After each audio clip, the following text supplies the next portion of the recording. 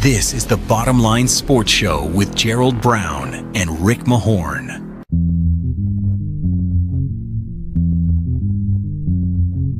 Imagine you trade a Chet Holmgren for a Giannis Antetokounmpo. These guys are athletic as you know what, and you go like, oh my gosh, where's the fundamentals? Where's the pass first mentality?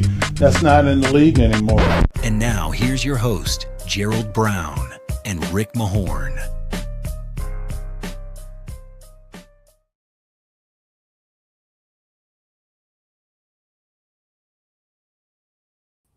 What's up, everybody? What's up?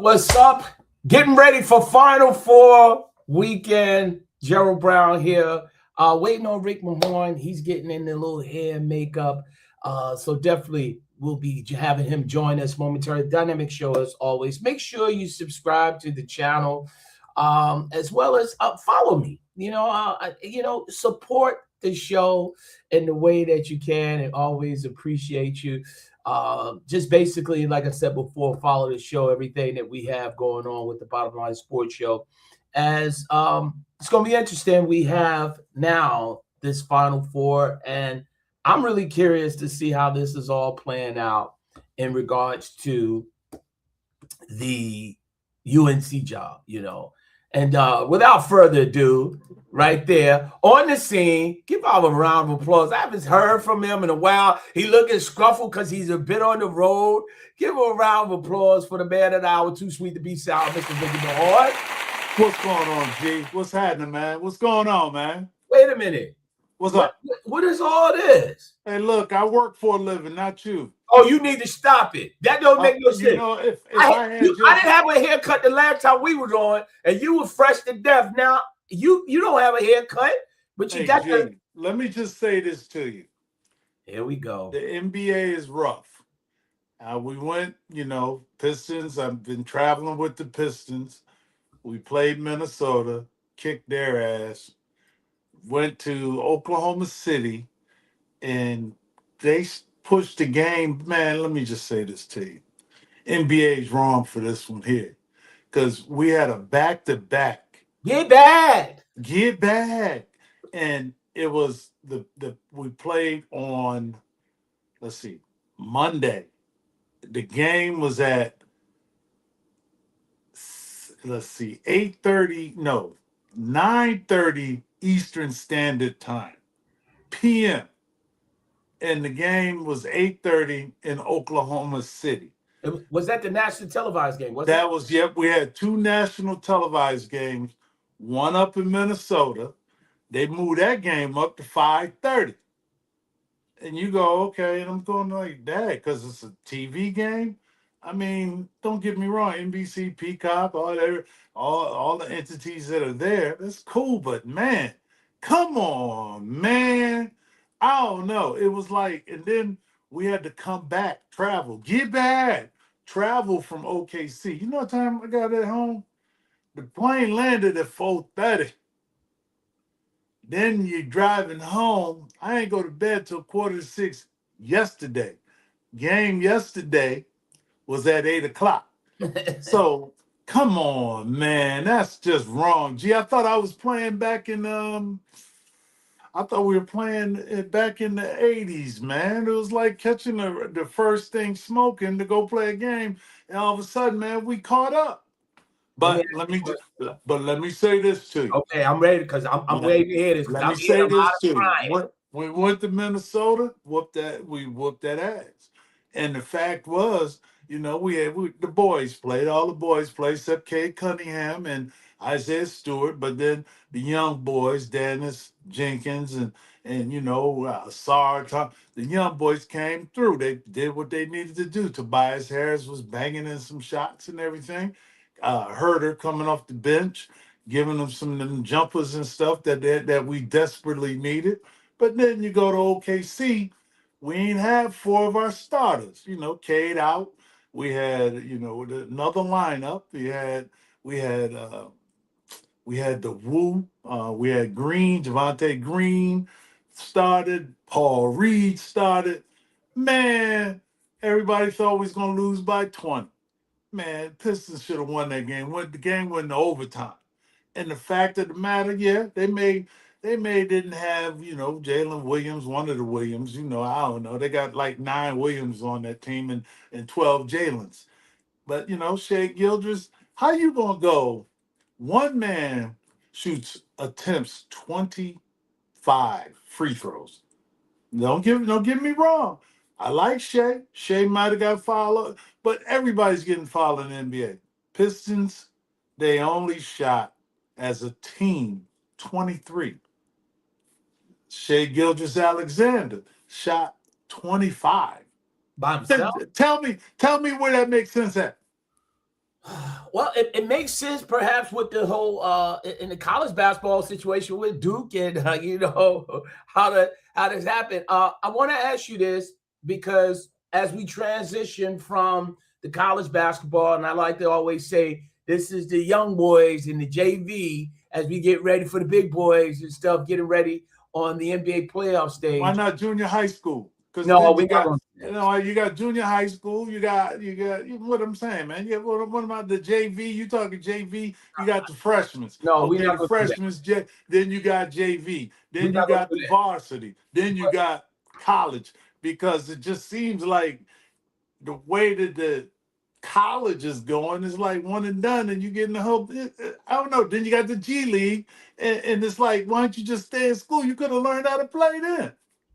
Yo, you know what I realized? What's that? You real ugly, man. You an ugly dude. Straight up, you want to know something, Gerald? I might be ugly, but I gets it. Oh, you lying. Why you lying so I'm a lie. Look, I don't hear people calling me ugly. Well, hey, sometimes if you got money on your back, they be looking at you. You cute. You good looking. Nah, man. Hey, you're entitled to your opinion. Yeah, you ugly dude, man. But I still love you. But here's the thing I wanted to ask you in regards to the Pistons, where they're at right now. You obviously you work with them on the radio side. You see it every game. Where are they at right now? How do you feel about them right now as the playoffs? Rick, we're closing in on the playoffs. We got maybe a handful of games. Got 9 games left. I look at the Pistons and I said, you look at this team and playing without your starters, without Cunningham, without Stewart, on the injured list and not on the injured list, but hurt. I look at it going like, damn, this team is deep. It's the next man up mentality. I get, you look at teams and you go, how can they win without, the tip of the spear, Cade Cunningham? Man, and how do you win without Jalen Durant? Or how do you compete? Let me tell you something about this team. They don't care. They don't care who score. They don't care anything. But they hang their hat up on their defense, man. And when you got a defense and you got guys that are willing to, keyword, sacrifice what they need to do to win games. And JB Bickerstaff has everyone from Holland, the guys on the bench that come in there and play, guys that don't even get time, but they come in there and do work. That's what you want. Somebody that just, that plays the game the right way.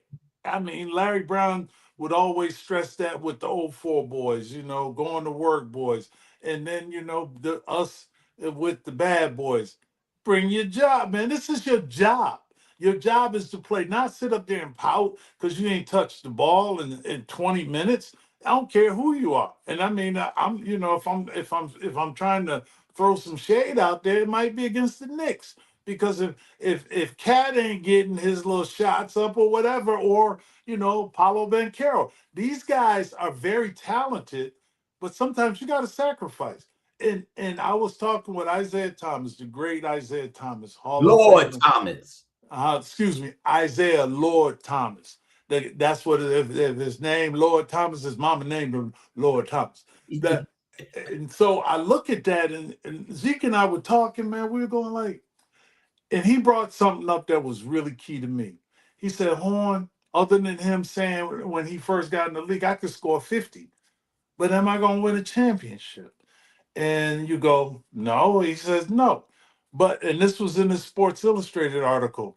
And if people got your internet, whatever you want to do what you do your information. But here's the thing. He told me that we didn't have a 20-point scorer. Nobody on our team scored over 20 points, and we won a championship. Ain't no other teams out there that has that. You could look it up in the history book, and I know Isaiah does his homework. We had guys, he averaged like 18, 19, Joe, in that same. Then you had Mark Aguirre, you had Vinny Johnson, you had me, you had guys that were just coming off the bench like a Rodman. This is what a team is for. It's called sacrifice, because if it's your night, you're gonna get that rock. Yeah, I want to ask you this and clip this. I want to make sure y'all clip this. If you had a time where the bad boy Pistons, right? And we don't have to worry about you in the expansion draft, and you look at that first three-peat of the Chicago Bulls, and let's throw the Lakers in there as well as the Celtics. Where do you think, obviously, everybody in their prime, no old and all that stuff, everybody on an even playing field, where do the bad boys stack up against those other dynasty teams? Lakers, Celtics, and Chicago Bulls. I'll say the first three-peat. Well, don't put it. I'll put it to you this way: we all had different characters. Keep it real now. I'm always keeping it real, G. Shout out to we all had different characteristics on different times, because rules start to change as the game evolves. Right. Then you see, okay, everybody, and this is the thing that the naysayers get me and stuff. You go, I'm looking at LeBron. Yeah, it's a great feat, right? Okay. But you got to figure he got in the league when he was a teenager, huh? Yes. But then when you look at Kareem Abdul-Jabbar and you go, he got in the league after he did his 4 years of college. Correct. And then they don't think about the hardship where, Spencer Haywood, the Hall of Famer, tells, I want to, you can't neglect someone getting their money. And I spoke with Jim Jones. He was the second guy coming out there to crush her. You go, man, these dudes had to fight the court system and with the workman's comp just to get their butts in the league because they felt that they were ready for it. Okay, I'm a timeout. Go ahead. Cut all that. Give me the real. I need to know. Even playing field rules, everything like that changing. Do you where them Pistons at? The bad boys. Where the come Pistons on, man. at? You throw the Pistons. I'm keeping it. You throw the Pistons in there, and you also throw. Where they rank that, Richard? Don't give me all that other stuff. I can't. I really, on the real, Gerald, I can't do it. Because you know what, I could be sitting up here and being selfish that we would have won. If I would have stayed with the Pistons, we probably would have won 4 more. 5, not 4 more, but 2 more. You could say that. They won another one. They won the second one, and then after that, it's like this is a business. And I ain't mad at it, because you want to make money off of this stuff. People are vested in this. So, they always talk about, the Michael Jordans, and they talk about the Magic Johnsons. How much money can we sell and make and bank on that? I'm looking right now. What's the guy, the quarterback for Chicago Bears? Yeah, come on, man. We got to talk about that, man. Man, and I know Iceman. Iceman, my hero. But how you going to all of a sudden call yourself Iceman? Somebody that's a flag on the play. Nobody never pulled that young man together and said, "Yeah, Caleb Williams," and what Rick is referring to. Caleb Williams, the young quarterback for the Chicago Bears, has put in a request trying to trademark the name Iceman, and not realizing that the Iceman name has been in existence for quite some time by the legendary George Iceman Gervin. And Iceman had to go that. So now there's this thing in the, I guess, in the system going back and forth. And Rick, and if you want to pay homage to him, say, yo, man, I would love to use your name because Yeah. Nike promoted that back when the dude sitting up there with the 2 basketballs, man. There's only one Iceman. Yeah. There's a like, Jerry Ice Reynolds, but that's not Iceman. There's only one Iceman, and it needs to stop. That is sheer foolery. That right there is Foolie Wang, all that stuff, whatever you want to call it. This is what I mean. Hey, you know what? The world we live in now with social media and everything, like we're presenting ourselves and having a platform. Hey, you know what, man? Take care of those who were there before you. You know, it's all you're going to be in this. My mother would always say, "You're going to get old too if you're lucky." I mean, I was surprised by that, the whole situation in terms of just him putting out there. And I mean, look, I'm not mad at him. He basically didn't know. I guess he didn't know. And then if he does know now, I would be sort of, I would be retracting everything. No, that's Ice, man. That's Ice. That's Ice, man. And that's like somebody taking the Joker now, or taking the name, I'm the Joker, or someone that's established something like that. It's like somebody said, I want MJ. I'm MJ. And you go like, MJ, Mary Jane or something? What am I looking at? And you know what I'm saying? MJ is Michael Jordan. Zeke is Zeke. It ain't, or you look at you look at Larry Bird. You somebody go trademark, okay, I'm Bird now. Yeah, it doesn't make sense at all and stuff. But I want to go back to that before we have our guest Nolan Smith coming up and stuff. But I want to ask you about the whole situation in terms of just, again, where you have those Pistons ranked in there. Where would you rank them there? Because that and I think this is something interesting. We had talked about this before, where if you think about the Pistons, the body of work was very limited in terms of a championship. And that's why I always say sometimes it's unfortunate because championships really shouldn't and don't define how great a team is. Obviously, championships is something that obviously everybody strives for, but way that y'all built that thing up and set the tone in the NBA, that wasn't a one-hit wonder. And I know, granted, we look at the Celtics and we look at the Lakers. Well, they were the 2 dominant teams at that time. But to have a changing of the guard of the Pistons coming in there, and y'all had to climb that ladder. And I just think that a lot of times we overlook that because it's only, per se, 2 championships. And then after that, you have the run of the Chicago Bulls where they get 6 and stuff. That's why I asked you that. Where would you rank them? And it's okay to be selfish. I mean, could you be honest and say, hey, we up there with them? I mean, look at I mean, you go woulda, coulda, shoulda, and you can go what happened in those situations. If they didn't expand to Minnesota, and at that time Minnesota and Orlando, a year before that, it wasn't even that. It was Charlotte. I don't know which one, Charlotte or Orlando. Charlotte, Orlando. It was the Minnesota. What was the other team? Vancouver. So you go, Vancouver came in with Toronto, I think. Yes. It was Minnesota. So Charlotte. Okay, so you had see, one thing about it is like, okay, the Celtics did X, Y, and Z for so many years. Then you got, okay, it's trending as you go. As you start putting new teams in, you go, okay, is the product still here, or is the product down here? You know what I mean? It's like now you see where they want to do something with tanking.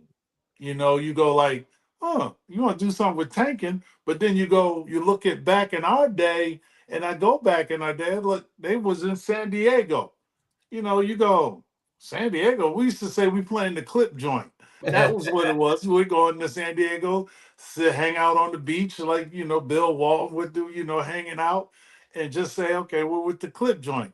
But, rules change a lot. You all of a sudden, we had the Jordan rules, but all that was student body left, student body right. Make sure that he passes the ball to another person and go from there and let them score. But now it's like, okay, is it elevated? And then we're going to expand to two other teams, Vegas and Seattle. So how do you expect the product to get better if you expand? The expansion is just like everything else. It becomes not as strong, but it just, it's just like it's a product. It's just like, okay, but if you go down to 10 teams, I bet you'll see a whole different animal. Yeah, I mean, 10 teams would definitely be a better product, but at what cost? Here's the thing. I look at it, says that when I came in the league, they just expanded to Dallas.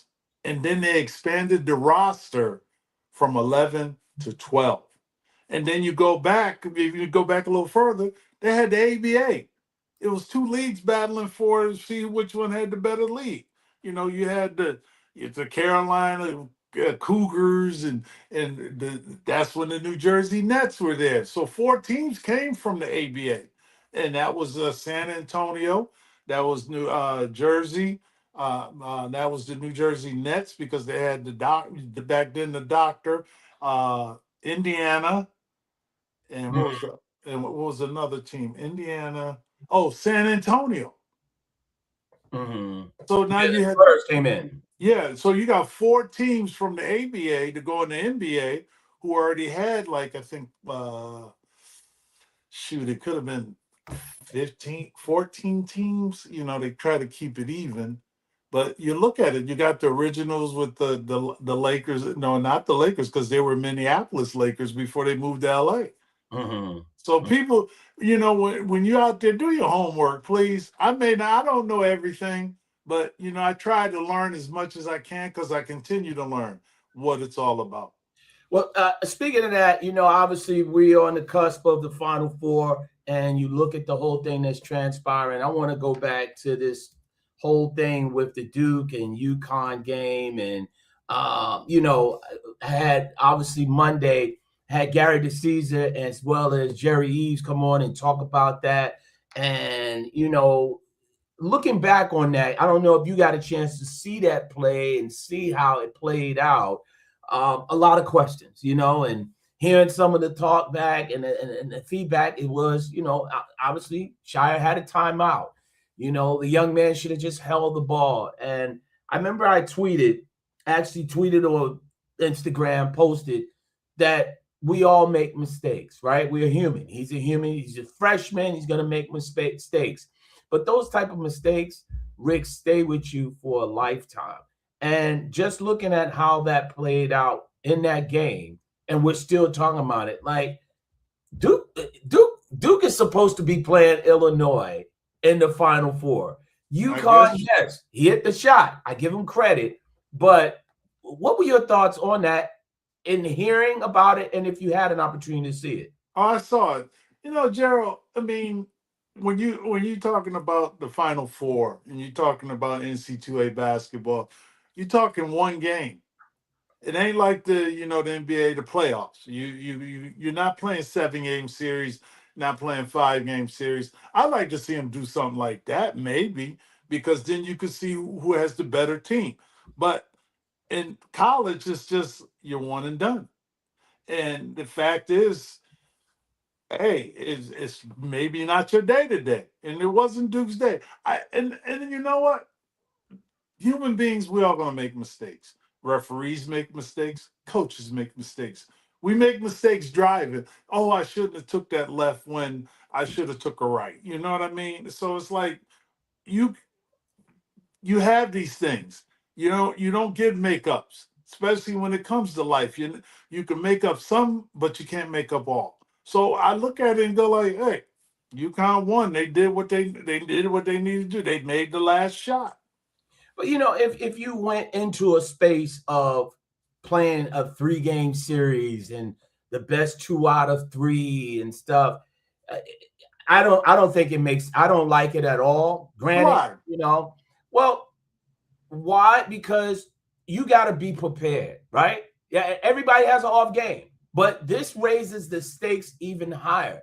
I mean, think about it this way. Imagine if the NBA, granted they wouldn't do it, but imagine if the NBA replicated what the NCAA, their playoffs was similar to the NCAA tournament. Now, it would be over quick, fast, in a hurry, but you now focus, you force teams, you force players to lock in that much harder. That's where you lock in. And now you're forcing guys to execute. Now you got to ask coaches to do something that, again, sharpen your skills.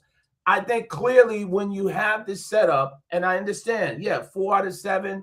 It was one time 3 out of 5 the first round, but 4 out of 7. Yeah, that's great. But you can have an off night.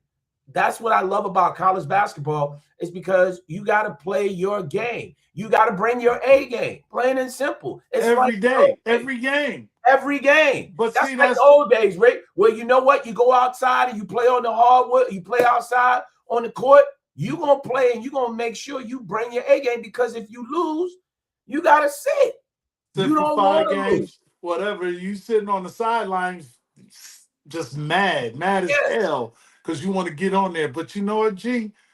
I understand what you're saying, but I experienced everything you're saying. Right. So when you lose in college or high school or even junior high, whatever, you don't get a second chance until the next year. Or you lose to your rival, y'all play your home. Basically, you're playing a rival, you're playing the team in your conference twice, a home and away. Right. Do it here. Why not? What, play 2 games in college? No, 3 games. But I'm just saying, because we lost when I was in high school. We played our high school team, our rival.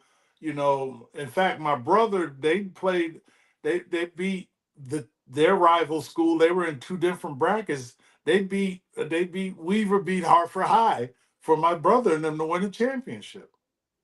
Well, I mean, so what you're saying is, if you do that, well, we all know that obviously with the whole setup is, obviously they have to end the tournament before the Masters, right? The golf tournament, because that takes precedent, all the money, believe it or not, with the CBS. So yeah, all day, every day, and twice on Sundays. But my thing is, you got to prepare. I love it the way it is.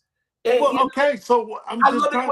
Okay, so now you ain't gonna get a second chance. It's either one and done. That's it. Hey. Okay, so that's Cinderella. One shining moment. I'm good with that.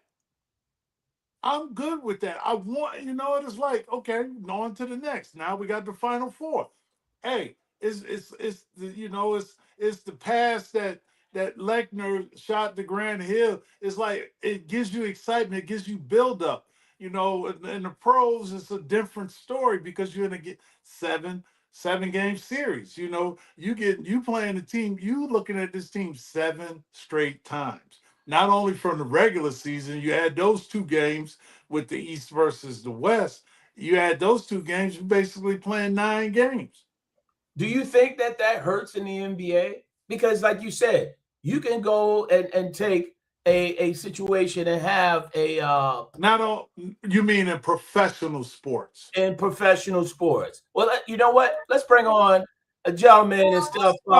He done got old. Oh man, you looking just like your daddy. Yeah, you look like his daddy, man. Tennessee State head basketball coach, Mr. Nolan, joining us. Man, how y'all doing? Hey, we doing all right, man. Appreciate the time. Hold on, Gerald. I'm doing good, man. You know what, man?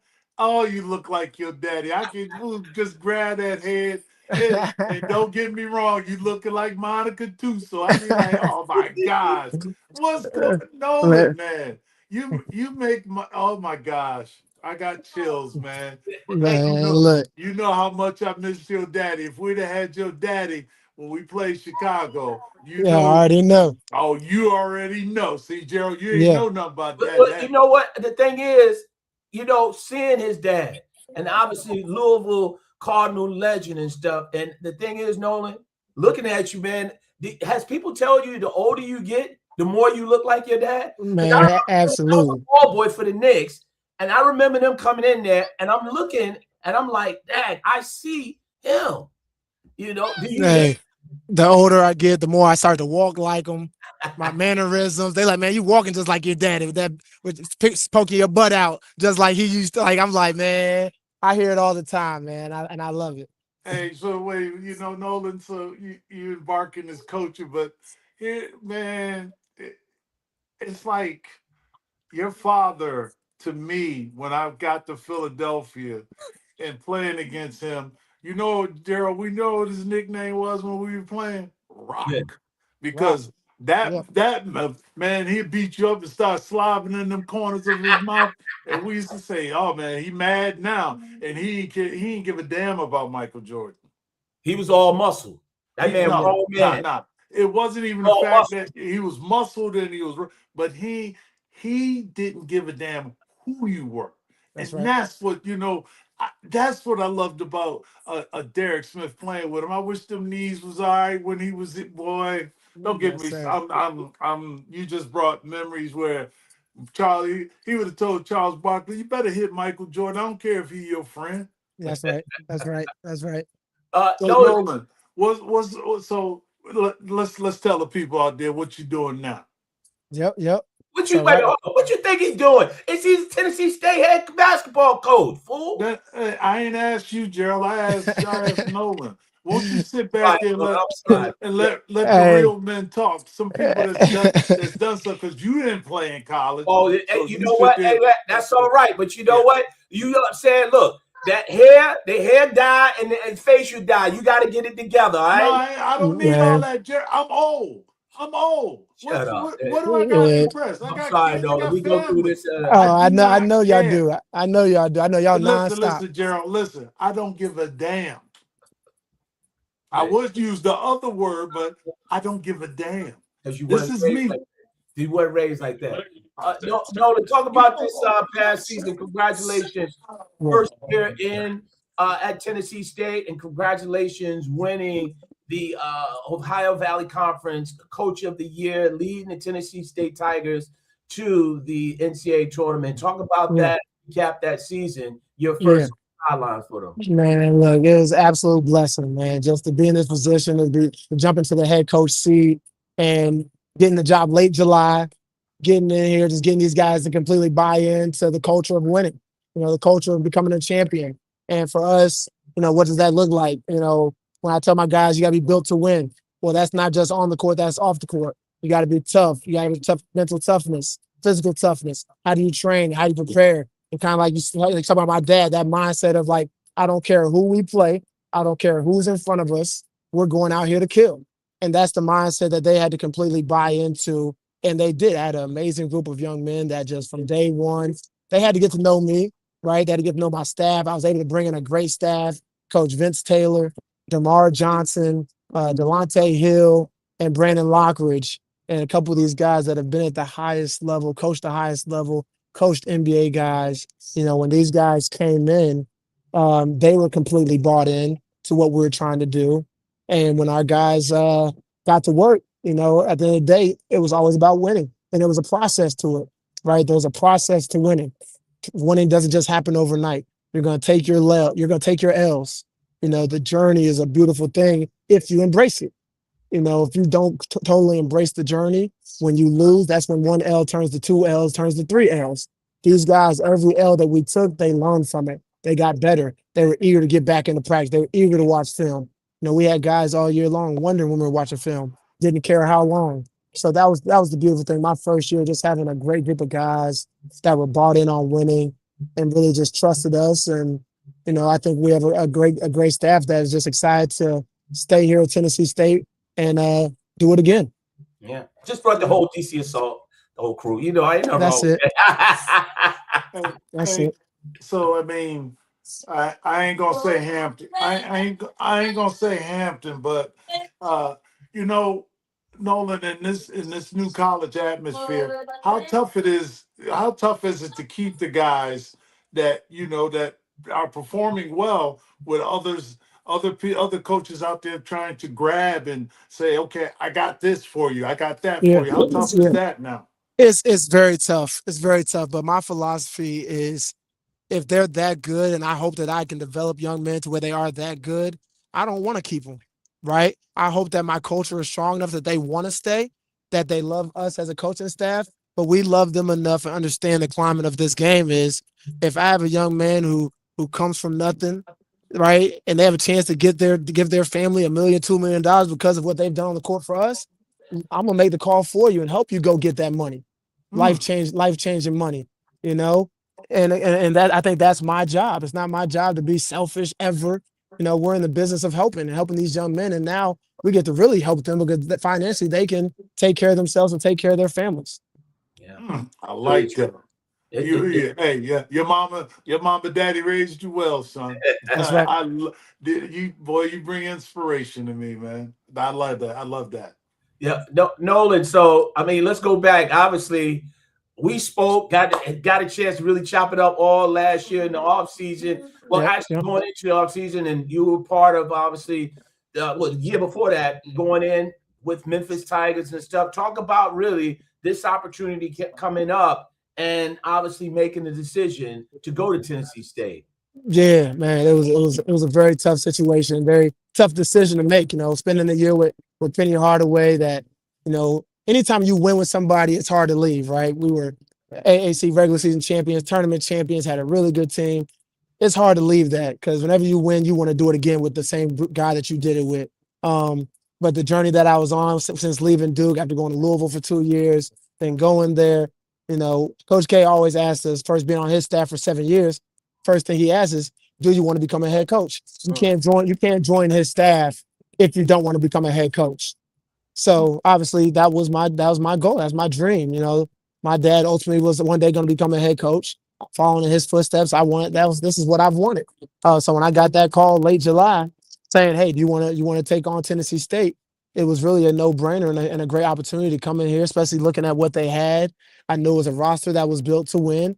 I just had to come in here and obviously just put my touch on it. And, you know, it was exciting, you know, to get in the front seat and lead your own program. That's what we work for. And as black head coaches, we know the challenges that we face. We know we don't get these opportunities often, you know, so it was something that I had to take, and obviously was fortunate enough and blessed to run with it. Mm-hmm.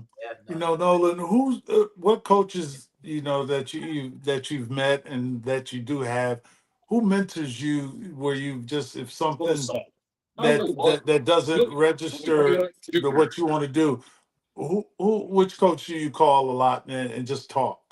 Right now, Penny Hardaway. I call him a lot. I call Jeff Capel a lot. I reach out to Johnny Dawkins a lot. I'll call Coach K every now and then more for quick hits. Hey, Coach, what you think about this? But those long conversations are really with those three right there. And Dennis Gates. Dennis Gates is a guy that I'll call and talk to a lot. So I have a lot of really good mentors and friends, and those guys that when I call them, they pick up the phone. You know, being a part of the Black Coaches Association is something that I'm proud to be a part of. You know, and all those guys. You know, they always say, man, you need something, you call. Any situation, you pick up, you call. You know, first time going to March Madness as a coach, I had to pick up and call, you know, and get ideas and pick their brain. You know, you can't think you know it all. Even if I've been there as a player, it doesn't matter. It's a different seat, it's a different situation. And I think for me, I always want to pick up the phone and call those guys and be humble enough to reach out to those guys that have done it bigger and better than me on a bigger stage. So calling those guys is something that I do, and I do often. Yeah. Rick and I start to show up talking about the whole Duke and UConn situation, and obviously Duke losing that game, and you know, there's been a lot of blowback, and obviously the emotion of that with Duke being so close, and they've had a history of coming up short, obviously in the Final Four or whatever, but it still doesn't take away from the success. You being a Duke alumni and playing at Duke, what has been obviously been a part of that staff and stuff, and knowing Jon Scheyer, what were your overall thoughts of the way they lost and some of the sort of blowback that has occurred with Scheyer and that program ever since? Yeah, I mean, it's tough, man. They've had such a great season, and they were dominant. They won every big game that they were in up until that point. I mean, so I mean, John's done a really good job. They've had amazing seasons the last 2 years, and just in those moments, just have come up short. And I think it's something that I know John and his staff are going to prepare to knock that door down. And I think next time they're in that position, hopefully they get through it. But it hurts. It hurts as a alumni. I love my school. I hate seeing them lose like that. I'm watching the games and following very closely, and you see all the stuff. You see, all the heat that gets put on John and that staff, and they just, I know they're gonna break that door down. I know obviously he's a competitor, ultimate competitor. He hates losing, and just excited to see what they do to build and put together, and I think ultimately though, I think they're gonna ultimately need a veteran guard out there that when they're in those positions, it doesn't look as young. When you look at these teams right now, Michigan, grown men, Arizona, grown men, and Jaden Bradley, grown man, running that show. You need a veteran. You need a veteran. You need a guy that's going to get you over the top. At the end of the day, veteran teams ultimately win championships. See, that's the part of that's the part because the portal. Everybody's jumping in the portal, and is it something? And yeah, you want to make your money, but when you got like you use Duke for example, they call it the blue blood schools. They Yep. seem to just always it's like they just got this wheel going. The same way I mean even with Memphis because you were down there when Jalen Durham was there. So it's like Yep. you see these young men getting there. Next thing you know, they're leaving. That Yep. that's the part. How tough is it to keep guys around? Yeah. Like, Yeah. Oh, it's very tough. It's very tough, especially if you're recruiting the one and dones. They're coming in with the mindset of being in and out, like win, lose, however far they go, they're out because that was the plan, right? hmm They're never going to divert from the plan and say, "Oh, I'm going back because I came up short." No, if they're one and done, they're out, and I think that's the tough part. Again, you get these guys that are transfers. Their plan is right now to make the most money. So if they have an opportunity to go get more money after having a really good year, that's their mindset, right? So you have all these young men that have a plan and what they're trying to get accomplished, and that's where I think coaches have a tough job of keeping kids. But the only thing that's going to keep these kids is culture, right? Your culture has to hmm keep these kids. How you treat these young men and these players is how you keep these kids. It might not come down to money, if you're 100% treating them right. And I think that's what it comes down to. That's what me and my staff are going to lay our hat on in our culture, build a strong culture, treat these kids right, develop them, have a plan for every single kid, 1 through 16, and try to keep those young men on your roster. Again, it's very different for me, like I spoke on being at TSU. But when you're at a Power 6, Power 5 school, I think this year, Coach Sampson is finally losing a kid. This is the first time he's lost a kid Yeah, in a long time. In a yeah, long time because his culture is right. yeah, His culture is right. It's the first time. I yeah. was shocked. I was shocked. I was too to see that young Me man put too. his name in the portal, and I was like, wait a minute, that doesn't happen. Speaking about this Final Four and stuff like that, what are your thoughts overall on obviously Arizona and Michigan, Illinois and UConn? What are your thoughts about these teams and their matchup? Yeah, I mean, I think I'm gonna state the obvious. I think everybody feels and can say confidently the winner is going to come out of the Michigan Arizona side. Both of those teams have been dominant all year long. They're both really good. They're both grown men. They're both confident. They both fight. They both rebound. Both teams, when they flip the switch and say, "Oh, we're about to be more physical than you," they flip that switch and it becomes a totally different game. Illinois, obviously, Euro League type team. They shoot a lot of threes. They got a really good freshman that's a straight up bucket getter, which I think he's the guy that's different for them that makes them go. Um, but they're very unique. And UConn is UConn. UConn is a championship. They follow Hurley's energy. I was telling somebody today when they're down 19, Hurley's championship mindset, they ain't worried about being down 19. They telling them dudes, man, they soft down that end. We winning this game. That's that Hurley mindset, and that's what comes out. They're never out of the game. So I mean, I think it's a big time Final Four, and I think that's the beautiful thing about the climate that we're in: revenue share payment, collective, pay to play, whatever you want to call it. That's what it is. I think it's made college basketball really, really good. It's made the top half of college basketball, from Power 6, Power 5 schools, it's made all of them really good. It's made it grown man basketball. And I think that's the exciting. It's going to be a big time Final Four. You don't have all the 1 seeds in it.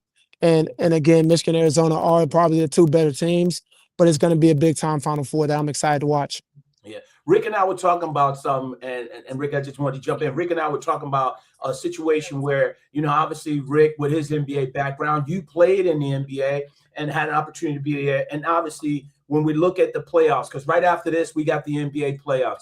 Do you ever think that the NCAA, based upon how much it's obviously so competitive with the super conferences and how they have this all set up, do you ever think the NCAA should look at perhaps maybe do something similar to the NBA and maybe have a 2 out of 3 series that is a part of March Madness? Or do you think that it should stay the way it is? Because it obviously forces you to be sharp as possible, because anything can happen in game day. I think for right now, I love the NCAA tournament the way it is. But I'll say this: I think in real short time, something's going to change in college basketball, no matter what it is. And I think the mid majors are in a really tough spot right now. The Power 6, Power 5 conferences, ACC, Big 10, SEC, Big 12. I missed one, Big 10. They got hit them all, right? Those conferences are eventually going to do something different, because it's just from the NCAA. They're going to break away. They're going to break away, and I think once you get to that point, and you go east-west of college basketball or whatever it's going to be called, now it's going to be all right. Well, let's see these teams do a best of 3, a best of 5, wow, and it might be 16 teams that make it, just like the NBA. Who knows? But I think we see there's definitely a shift coming in the whole landscape of how college sports, minor league college, European style, right? Whatever it's going to look like, I think that's what it's going to. The only difference is these young men are still going to have to go to college. It's all about revenue sharing right now. Yep. Yeah. So, I mean, Nolan, I know you out there in that beautiful sunshine. I'm up here freezing in Detroit, weather change.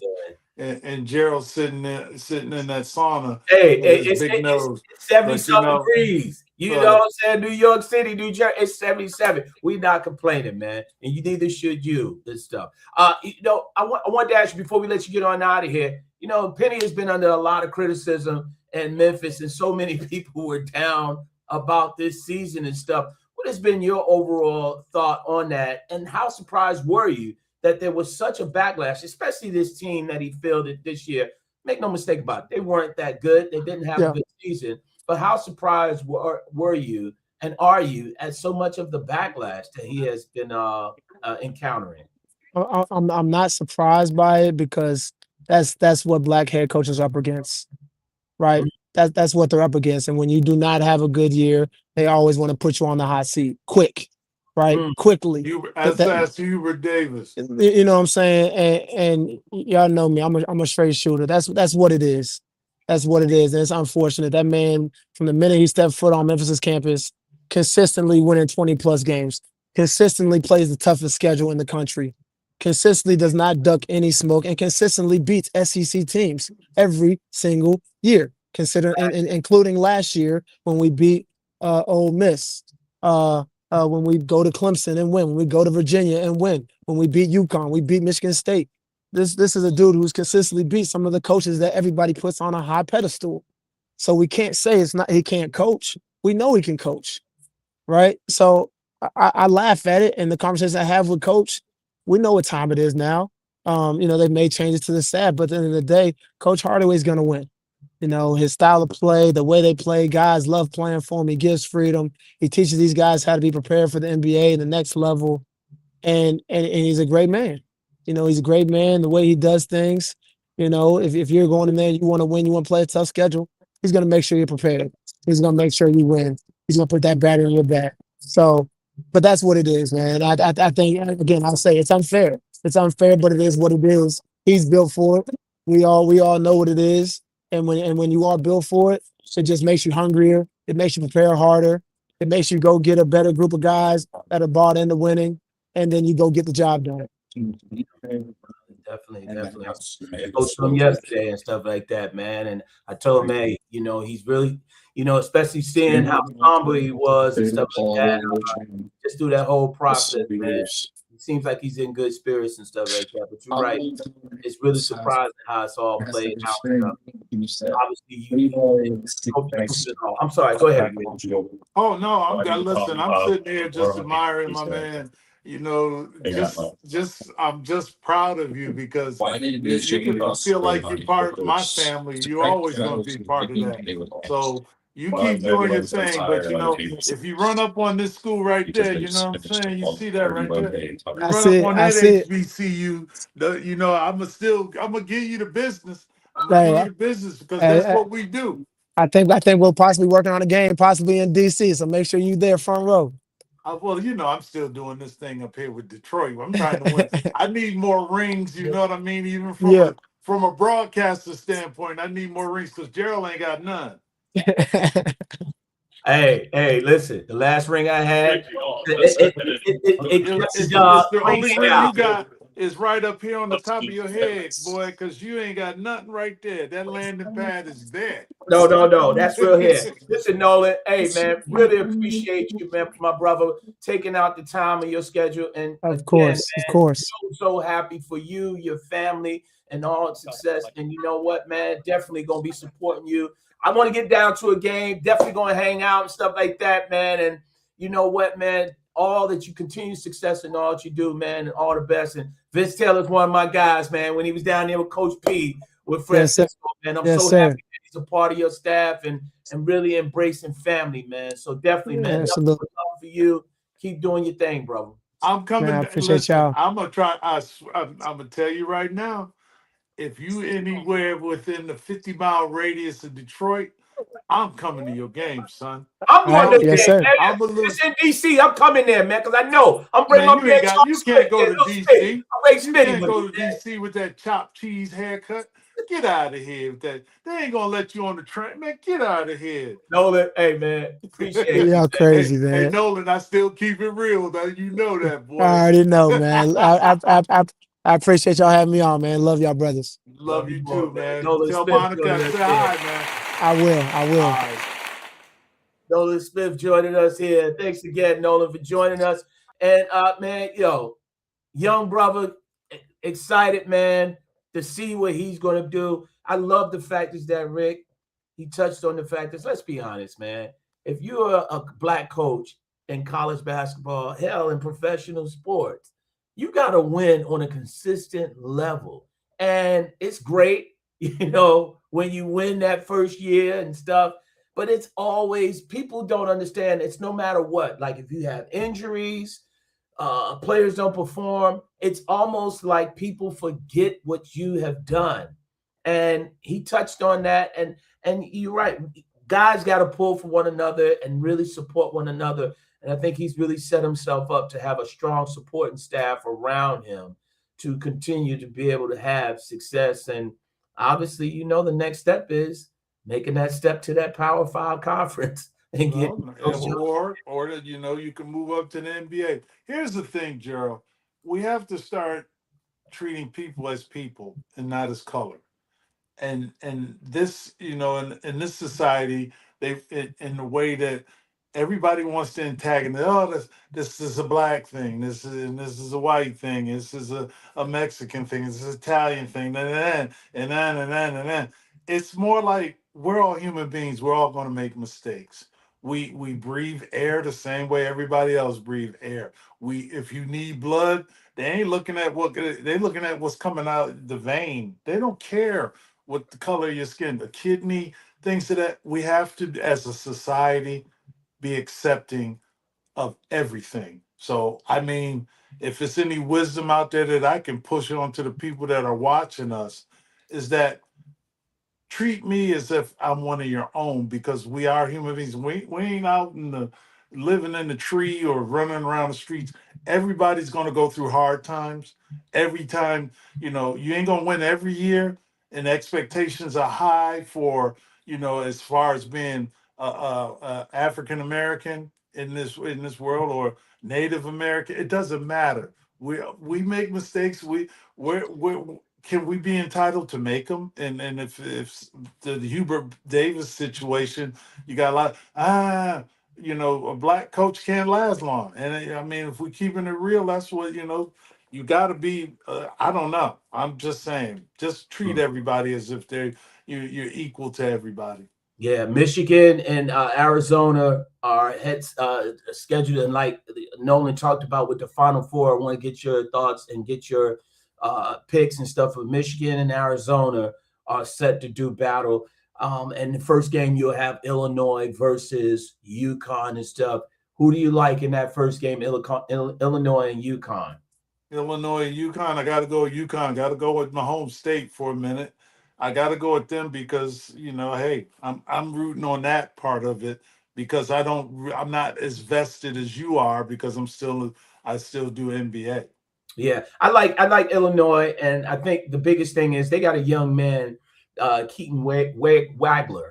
Keaton Wagler, a freshman, about 6'6" point guard. He's on the draft boards. I think he's been outstanding. And look, they got size. They have that influx of European players, and I think that clearly, make no mistake, the success of the Illinois Fighting Illini, their success this season with that influx of European players, and I know Arizona has done it to a certain extent with Tommy Lloyd bringing a lot of those guys over where he was associate head coach over at Gonzaga.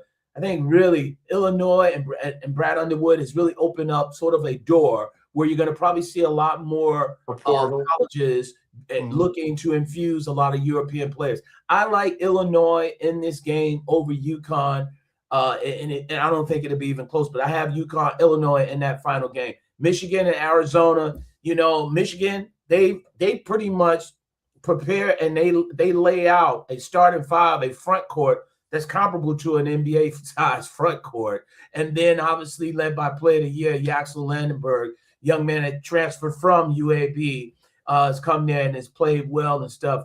But they're going against this Arizona team that I love. This kid, Koa Pete, another young man that's going to be on the NBA radar and possibly in this upcoming NBA draft, along with Jaden Bradley, another young man, Braden Berry's guard, who's going to be on that NBA draft board. Who do you like in that game there?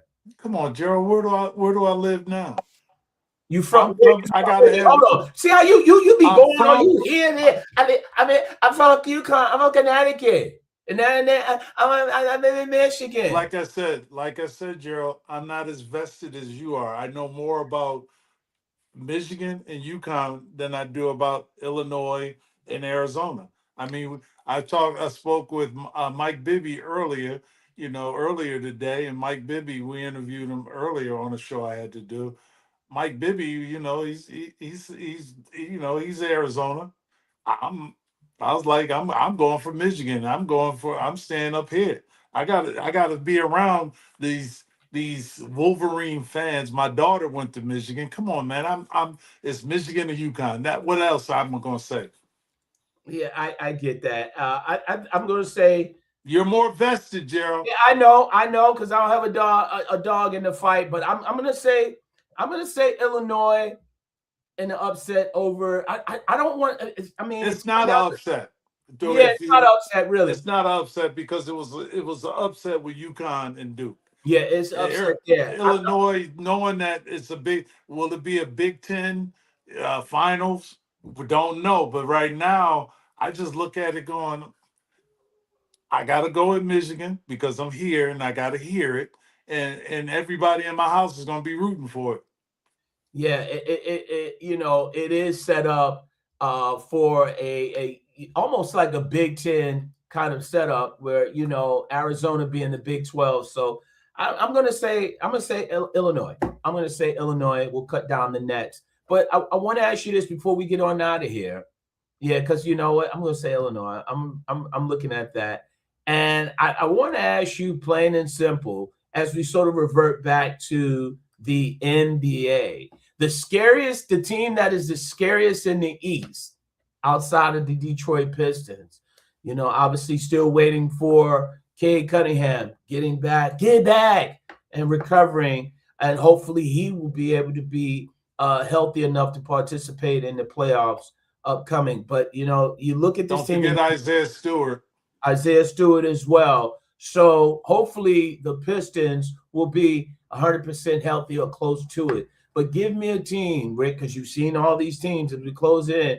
Who's that team that's kind of the scariest outside of the Pistons in that East that you keeping your eye on? Your third out. I always look at the Boston Celtics because here's the thing, Gerald. Boston Celtics was winning without Tatum, and you look at this team and you go like, they could be very scary. That's a team that the Pistons has competed against, and they always go down to the wire. And then do I fear the Knicks? Experience helps out a lot, especially when the playoffs come about. And you got to worry about, you worry about the Knicks. You also worry about the Cleveland Cavaliers. And I used to think that, these up and coming teams that are winning these games. But when you look at it, it's a 7-game series. It goes from the play-in to a 7-game series. Yeah. So it's not that am I scared of any team? Or keeping your eye on.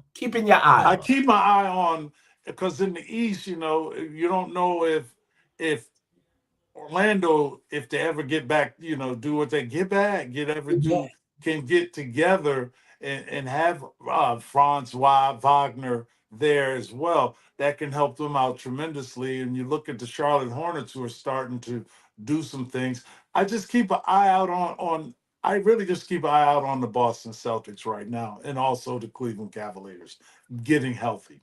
Yeah, I think really, if there is a team that really would pose that kind of, maybe keep an eye on and watch them, it's like you said, the Boston Celtics.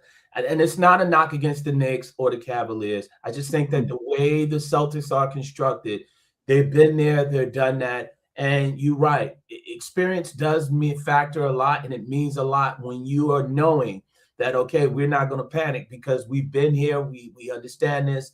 And like Cornbread had said when he was on the show with us, you need about that 10 to 20 game, be about 20 games for Jason Tatum to get sort of into a groove and what type of role he's going to play with this team. I think really that team right there, along with the Detroit Pistons, are the two teams that I think are really set up. I don't know. There's been a report. I got to fact check it with the whole situation with the Knicks and possibly losing Miles McBride and not being available. So the Knicks and Karl Anthony Towns, I don't know. But I think Cleveland, I'm not really worried about them because I think still in all, the Pistons and really the Celtics kind of mirror each other with that whole setup. Rick, that about wraps up the show, man. Outstanding show as always. And, as we close out, what's your bottom line? You to stop getting on my nerves, but I sent you some heat today, so you better enjoy it. You did send some heat. It's welcome back. And where's Benny? Where's little Benny? Little Benny waiting to see the draft. Are they tanking? I don't know. Little Benny, I think, was at the McDonald's All-American game. I'm done with you, Gerald. I'm out, man. Hey, all I know is we've got to tell them fans, I said, peace, because I'm out. Rick Mahorn, I'm Gerald Brown. We out.